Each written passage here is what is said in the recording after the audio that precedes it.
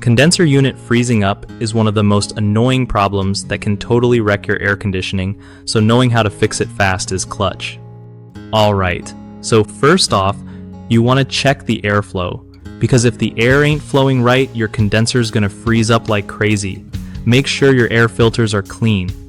Dirty filters block airflow and cause all kinds of trouble.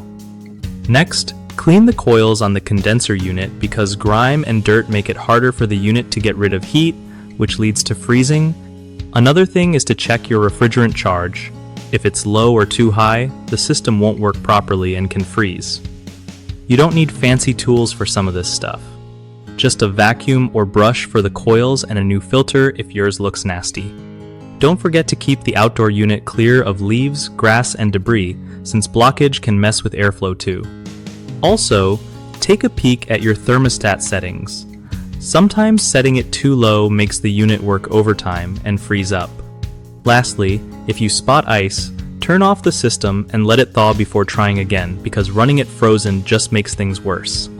One of the biggest mistakes people do when dealing with condenser unit freezing up is ignoring dirty air filters. That's a quick way to kill airflow and freeze your system. The fix is simple. Swap out those filters every month or two during heavy use.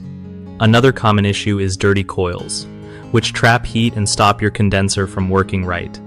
Cleaning them regularly keeps your AC chill.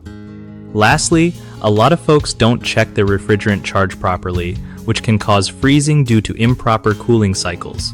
Calling a pro to check and recharge refrigerant is the safest move here. BigHomeProjects.com is awesome because it helps homeowners find reliable local contractors who really know their stuff, so you get the job done right without the stress. Plus, for contractors, it's a solid way to get more work by connecting with people actually looking for help in their area.